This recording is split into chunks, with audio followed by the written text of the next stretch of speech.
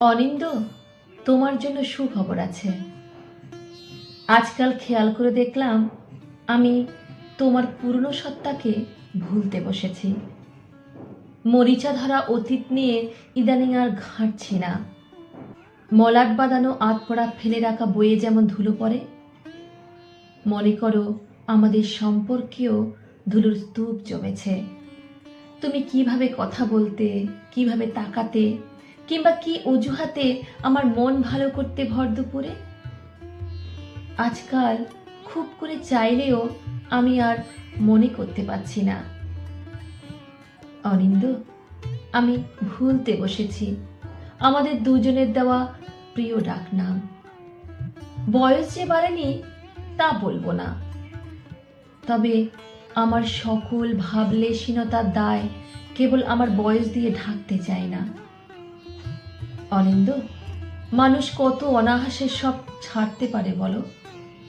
পুরনো ঠিকানা, অস্তিত্ব, অসহায়তা সব। তবে শুরুর দিকে বেশ ভুগেছি। আমার বারাসাতের দোতলার ঘরটার কথা মনে আছে অনিন্দ? কত বড় উঠোন ছিল। সন্ধেবেলা মাথার উপর ছাদ পেরে পূর্ণিমার চাঁদ নামত। এত সুন্দর সেই আলো। সন্ধে হলে মা কুমড়ো ফুলের বড়া ভাজত, আর রেডিওতে হেমন্ত মুখোপাধ্যায়ের গান শুনতেন বাবা। আমায় প্রশ্ন করে নীল ধ্রুব তারা।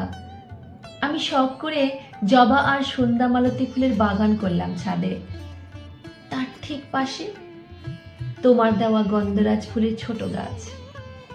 শীতের রাতে জানলা দিয়ে হু হু করে ঢোকা সেই ফুলের গন্ধে আমার ভারী নেশা হতো। ভোর রাতে পদ্মার ফাঁকে শীতের কুয়াশা নামত। তারপর প্রায় সপ্তাহান্তে তোমার সাথে দেখা।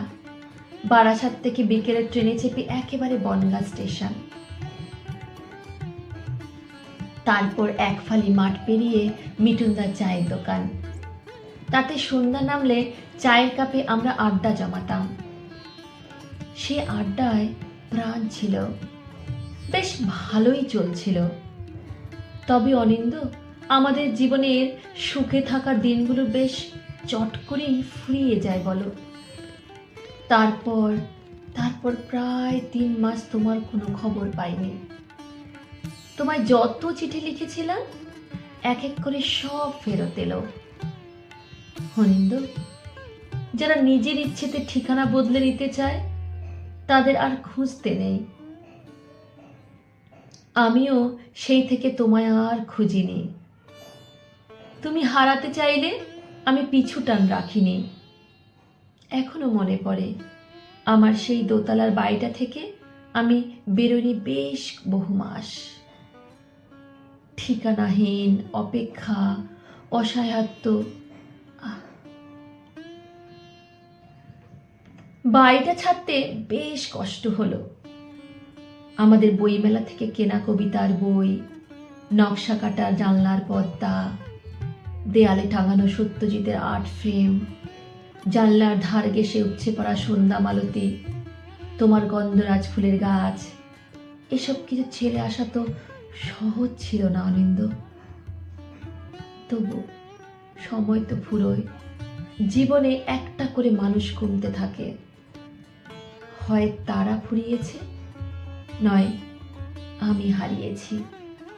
দিন শেষে এই বিষাদগ্রস্ত পুরাতন শহর প্রতিনিয়ত বদলেছে। অনিন্দ, এই শহরে যার নিজের কোনো ঘর নেই তার ঘরে ফেরার কোনো তাড়া থাকে না। তুমি বরং ঠিকানাহীন থেকো। কখনো কোনো ফাঁকা স্টেশনে তোমার অবয়বের ছায়া ক্লান্তিতে এসে মাথা ঠেকালে সেদিন আমিও না হয় ব্যস্ততায় পাশ কাটিয়ে এড়িয়ে যাব অবিকল তোমার মতো। হোক হোক তা বছর 8 পর। তবু তুমি জেনো অপেক্ষারও মৃত্যু হয়।